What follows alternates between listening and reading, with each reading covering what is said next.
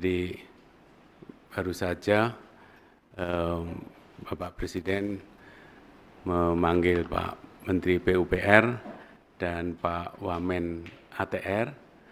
Jadi ini terkait dengan kepemimpinan di otoritas IKN. Di beberapa waktu yang lalu, Bapak Presiden menerima surat pengunduran diri dari Pak Doni Rahayu selaku Wakil Kepala Otoritas IKN.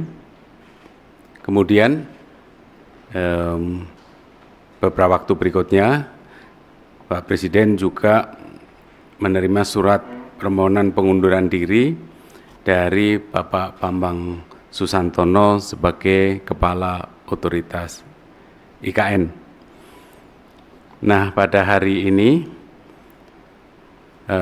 telah terbit keputusan Presiden tentang pemberhentian dengan hormat Bapak Bambang Susantono sebagai Kepala Otorita IKN dan juga Bapak Doni Rahayu sebagai Wakil Kepala Otorita IKN, disertai ucapan terima kasih atas pengabdian beliau-beliau.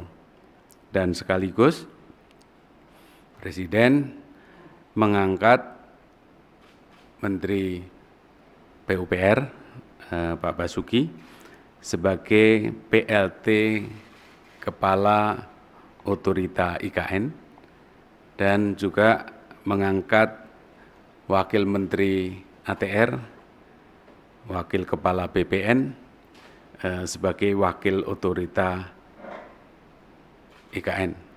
Jadi Bapak Presiden berharap tadi beliau-beliau dipanggil, Pak Menteri PUPR dan Pak Wamen ATR dipanggil oleh Bapak Presiden agar dalam status sebagai PLT ini segera untuk menjamin percepatan pembangunan IKN dengan sebaik-baiknya dengan visi semula, ya, yaitu tetap konsisten pada rencana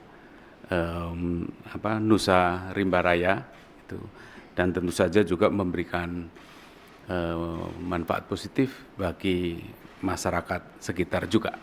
Saya kira itu pengantar dari saya. Saya persilahkan kepada Pak Menteri PUPR untuk menyampaikan selanjutnya.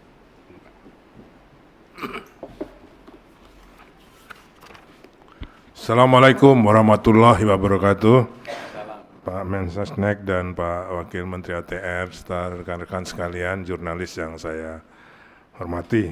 Seperti yang disampaikan oleh Pak Mensesnek, kami berdua, saya dan Pak Raja, dipanggil untuk diberi tugas tadi sebagai PLT Kepala dan Wakil Kepala IKN, Otorita IKN.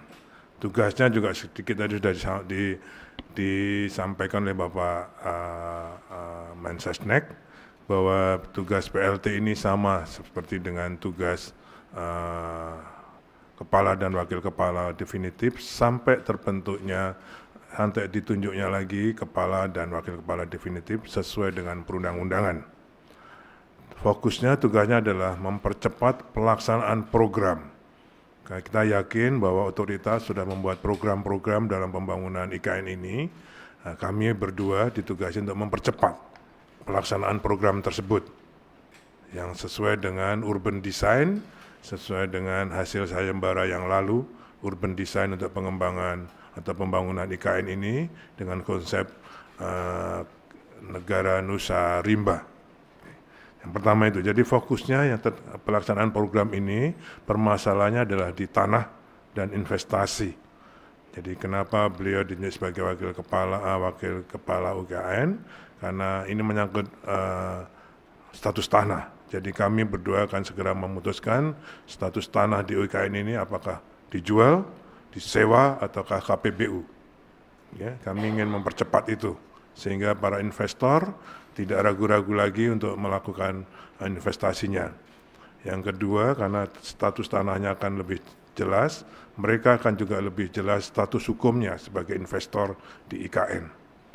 Nah, itulah fokus utama di dalam kami mengemban tugas sebagai PLT Kepala dan Wakil Kepala OIKN ini. Yang kedua juga sesuai dengan Perpres OIKN mempersiapkan embrio dari Pemdasus IKN, karena nanti begitu Perpres ditandatangani oleh Bapak Presiden tentang IKN, maka akan ada embrio Pemdasus IKN tersebut. OIKN tidak serta-merta menjadi Pemdasus, karena memang tugas OIKN mempercepat pembangunan IKN itu sendiri. Pemdasus nanti akan disiapkan tersendiri oleh mungkin Satgas bersama dengan atau Task Force bersama dengan Kemendagri. Saya kira itu tadi yang disampaikan oleh Bapak Presiden tentang tugas-tugas khusus atau fokus dari PLT Kepala dan Wakil Kepala IKN.